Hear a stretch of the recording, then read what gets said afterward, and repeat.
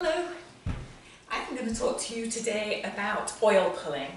So oil pulling has become a little more popular than it used to be, and I'm having a lot of people talking to me about what is the hype about oil pulling, why should we do it, when should we do it, who should do it, what kind of oil should we use, and ultimately why should I do it.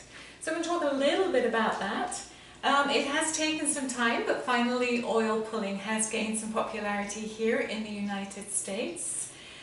And it's a fantastic oral detoxification process. It's simply done by swishing a tablespoonful of oil in your mouth for about 10 to 20 minutes each day. So how does it work? It works by cleaning the oral cavity, much like soap on dirty dishes does. It removes all those toxins, literally draws all those toxins out of the mouth and the teeth, and that's what you want it to do. So it's a great thing to do. There are many, many benefits of oil pulling. Some of the obvious ones are it helps with decay, tooth decay. It also helps with bleeding gums, something I'm prone to. And that's because oil pulling tends to tighten. It has an astringent action, so it tends to tighten the gums around the teeth, holding on to them. So we don't get receding gums with oil pulling. Your dentist is going to love you. He's definitely going to see a difference as you do more and more oil pulling. There are also other benefits too. It's great if you tend to have a dry mouth, or you tend to have a dry skin or dry lips because of all the oil that you're putting onto it. And one of the things that I like most about oil pulling is it's not just about oral cavity. There are benefits to oil pulling that go far beyond that, particularly good for people who have candida. I have a lot of clients who have an overgrowth, a systemic yeast infection. So oil pulling is really indicated for them. It's really great for the immune system. It helps bring high cholesterol down. So there are many, many more benefits. And what I like about it is it alludes to something that is not, that is part of the bigger system of health. So let's talk a little bit about the history of oil pulling.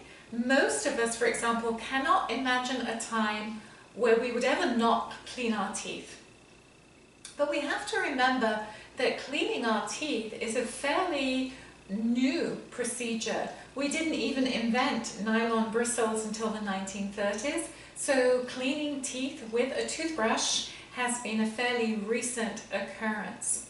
So what did our ancestors do before cleaning our teeth?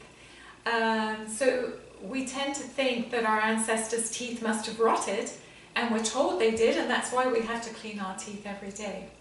Well, contrary to popular belief, archaeological evidence shows us that our ancestors' teeth were actually pretty good, and they lived to a ripe old age with their teeth intact. So they did one of three things. First off, our ancestors ate real food. They didn't eat a lot of processed, highly refined foods that have a lot of sugars in them. Sugars have a lot of phytic acid, and the sweet grains have a lot of phytic acid, which actually attacks tooth enamel. So because our ancestors didn't eat that, they had healthier teeth. They also used sticks to clean their teeth, rubbing sticks. So they would take those sticks and just rub against their teeth, and that would act as an astringent because these sticks were bitter. In India they used neem sticks and still do today. So neem or neem oil is very, very astringent. So again, tightens up those gums around the teeth. So our ancestors did really well in the fact that they used proper food, they used the astringent sticks, and depending on geographically where you were, they also oil pulled. So Ayurveda recognizes that even though oil pulling is fantastic, oil gargling is even better, because that way we get to massage the whole of the tongue. If you have a consult with me, you will recognize, and I will tell you, that we'll do a tongue analysis where different parts of the tongue are diagnostic of different organs of the body.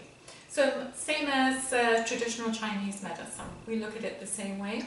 So when we're massaging our whole tongue with the oil, then we're actually massaging those organs too. So let's talk about the different kinds of oils. I've got different ones in front of me. Coconut oil is what I'm going to experiment with today and show you today.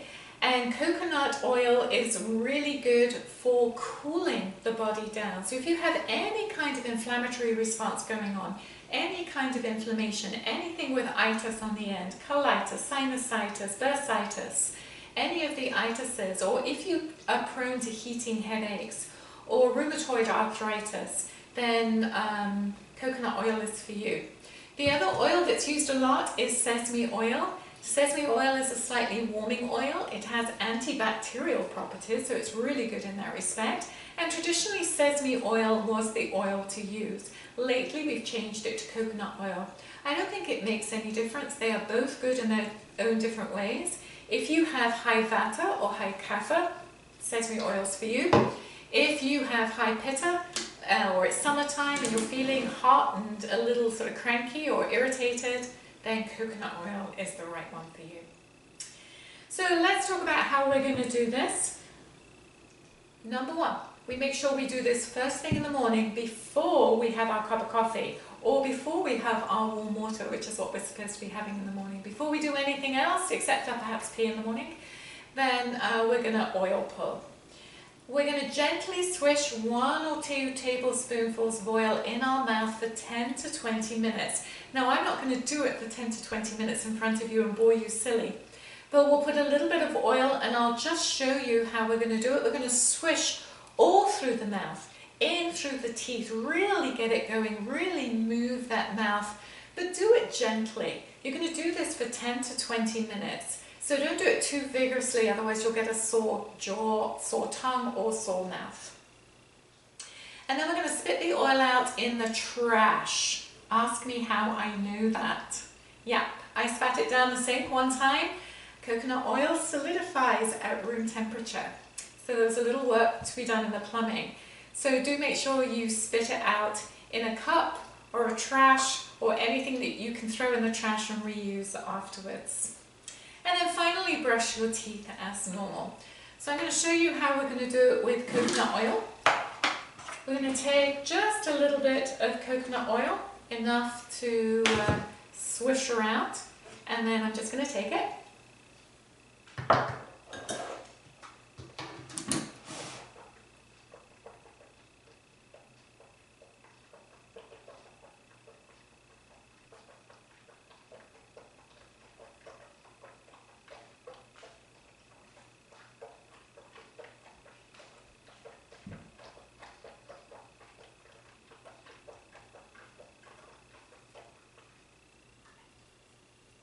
So as I said, I am not going to do it for 20 minutes. So don't swallow it, it won't feel so great swallowing it, so just make sure that you keep it in the mouth. And I recommend doing this maybe 3 to 4 times a week. It doesn't have to be done every single day. You will see the benefits pretty quickly though. And as you can see, it's a very simple procedure to do. The other places that you can do it rather than just sitting for 20 minutes, which, you know, for those of you who are high pitta is not very productive time, you want to be doing something as well, then do it whilst you're taking a shower, do it whilst you're getting dressed, do it whilst you're doing your hair and makeup, do it whilst you're walking the dog. That's often when I do it too, when I take my dog for a walk in the morning. Or do it while you're driving to work in the car. So a very simple procedure. As always, please let me know how it goes. I'd love to hear from you, and thanks for your time this morning.